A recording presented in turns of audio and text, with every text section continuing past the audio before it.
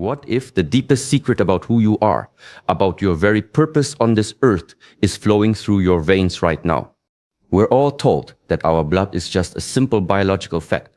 It's a scientific label based on antigens, and it's super important for transfusions and genetics. You probably know the four main types: O, A, B, and AB. Science has actually found dozens of blood group systems and over 600 different antigens, which is breathtakingly complex. Still, most of us just see it as a medical detail on a chart. But what if that's only the surface of a much deeper truth?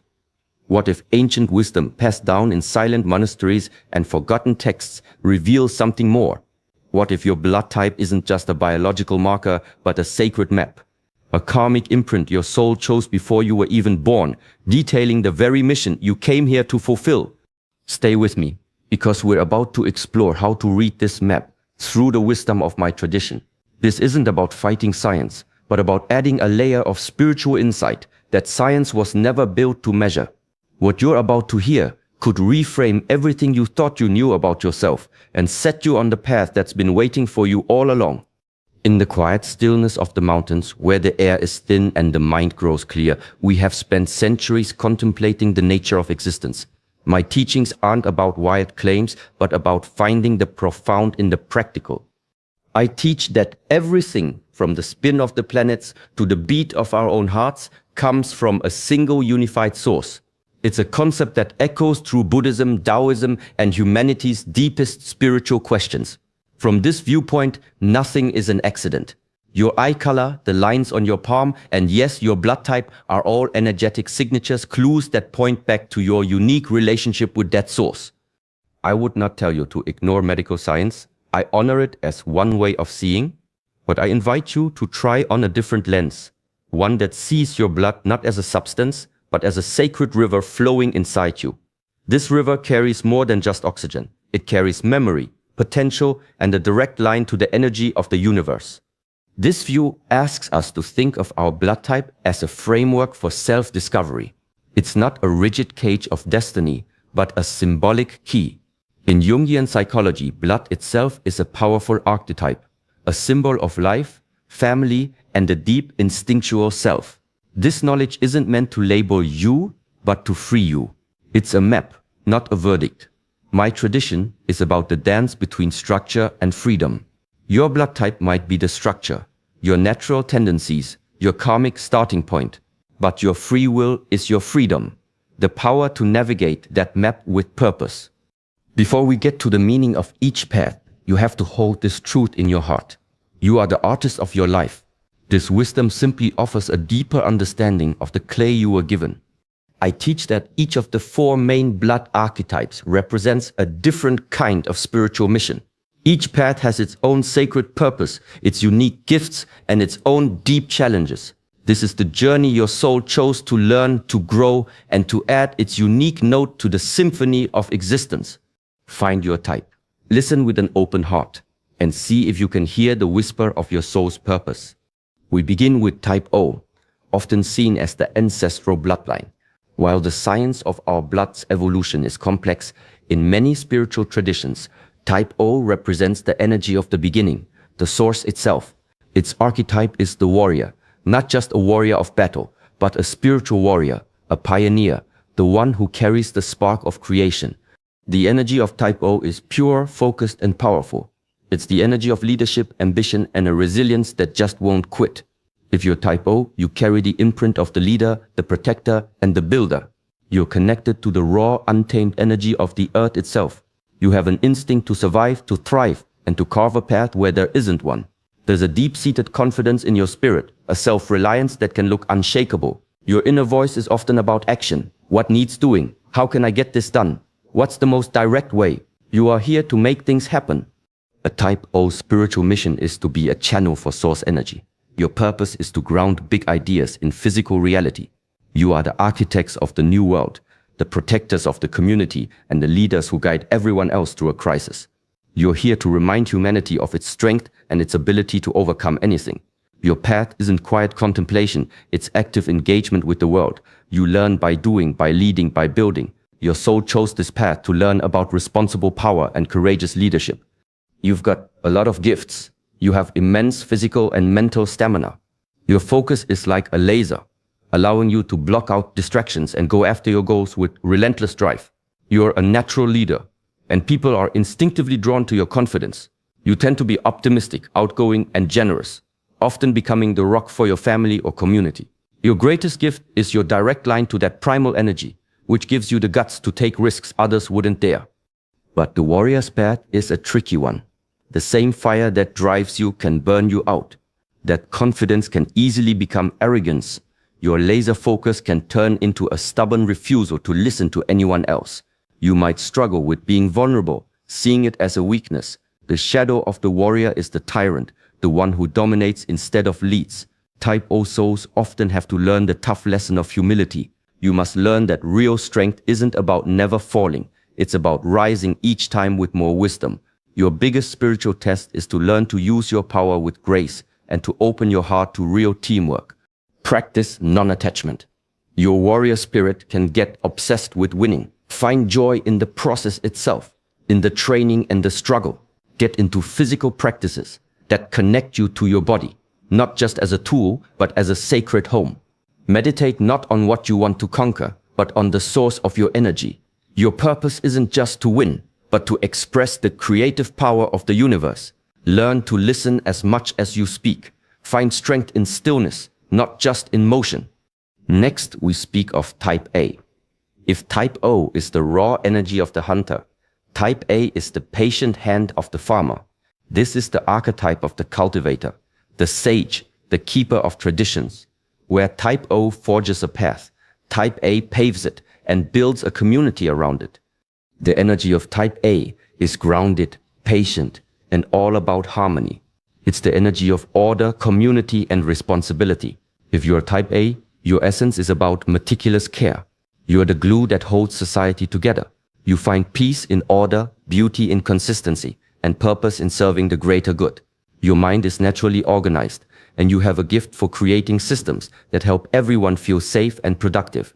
You're sensitive, thoughtful, and very aware of the needs of others. Your inner world is rich, and you try to make the outer world reflect the harmony you feel inside. The spiritual mission for a Type A soul is to cultivate harmony in a chaotic world. Your purpose is to build and nurture stable, loving environments, whether that's a family, a company, or a garden. You are here to teach the world the value of patience, diligence, and working together. Your soul chose this path to master peaceful creation and learn the lessons of service. In a world that often praises disruption, your sacred job is to create sanctuaries of stability and remind us all that true growth needs roots.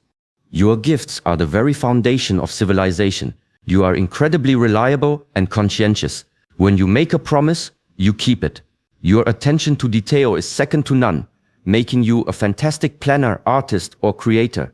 You are a loyal friend, a devoted partner, and a compassionate member of any community. Your greatest gift is your ability to love through action, through quiet, consistent, dedicated effort. You don't just talk about making the world better, you get up and do the work. The cultivator's biggest challenge is their relationship with control. That desire for order can twist into a suffocating perfectionism. The need for harmony can create a deep fear of any kind of conflict or change. The shadow of the cultivator is the worrier, anxious, stressed, and resistant to the messy flow of life. You might push down your own feelings to keep the peace, which leads to internal stress that can even make you sick. Your spiritual test is to learn how to find peace in imperfection and to trust life even when it doesn't follow your beautiful plans. I guide the Type A soul toward freedom within structure. A garden can't grow, I often say, if you pull up the seeds every day to check the roots. Build your beautiful systems and then trust them. Practice mindfulness to calm your anxious mind. Learn to see change as an opportunity, not a threat. Your challenge is to build a vessel of order, but not to fear the wild river of life that flows through it. Schedule time for pure play, for things that have no goal other than joy. Your purpose is to be a gardener for humanity, but every wise gardener knows that some of the most beautiful flowers are the ones that grow wild. Now we turn to Type B. If Type A is the settled community, Type B is the nomad who travels between them, bringing new ideas, fresh perspectives, and a dose of beautiful chaos. This is the archetype of the wanderer, the explorer, the rebel with a cause. The energy of type B is fluid, creative, and fiercely independent. It's the energy of freedom, curiosity, and passion. If you're a type B, you don't do conformity. You're not built to walk the well-worn path. You're here to blaze your own trail. You are governed by your heart and your gut feelings far more than by any rules. Your mind is a kaleidoscope of ideas, always making connections that other people miss. You are flexible, optimistic, and you aren't afraid to show your emotions. You can't stand rigid structures and suffocating routines, and you thrive in places that allow for spontaneity. The spiritual mission of a type B soul is to be a catalyst for change and a champion for being your true self. Your purpose is to challenge old systems, break down rigid beliefs, and remind everyone that there are a million ways to live a meaningful life. You're the artist, the inventor, the traveler who connects different cultures and ideas. Your soul chose this path to learn how to follow its own inner truths, even when people push back. You're here to live so authentically that you give everyone else permission to do the same. Your gifts are the antidote to stagnation. Your creativity is your superpower. You see solutions where other people only see problems. You're incredibly adaptable and can feel at home almost anywhere. Your passion is contagious and you inspire others to chase their own dreams. You're also empathetic and can easily understand different points of view. Your greatest gift is your untethered mind, which allows you to access realms of imagination that are closed off to more linear thinkers. You're the questioner, the innovator, the free spirit this world desperately needs. The wanderer's path can be a lonely one. Your fierce independence can sometimes make it hard to form deep, lasting commitments. Your passion, when it's not disciplined, can lead to a dozen projects started but never finished, with your energy scattered everywhere. The shadow of the wanderer is the unreliable flake. You might be seen as selfish or irresponsible because your priorities are just so different from the norm.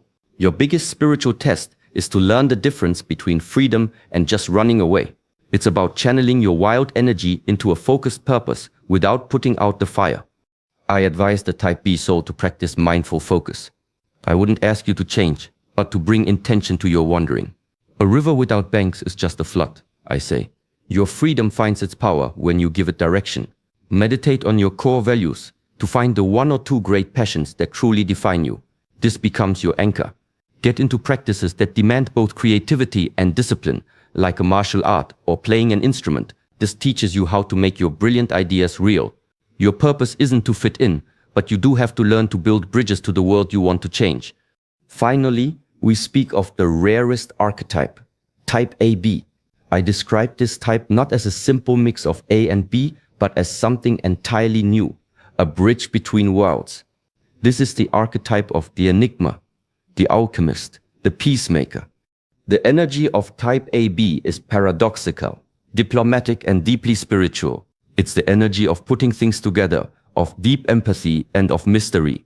If you're a type AB, you are a walking union of opposites. You have the organized, community-focused nature of A right alongside the free-spirited, individual creativity of B. You can be social and outgoing one minute and a complete hermit the next. You're both rational and deeply intuitive. This can make you seem mysterious or unpredictable to others, but for you, it's just how you are. You're a natural chameleon, able to relate to all kinds of people with ease. The spiritual mission of a type AB soul is to be a living bridge. Your purpose is to heal division and guide humanity toward a more integrated way of being.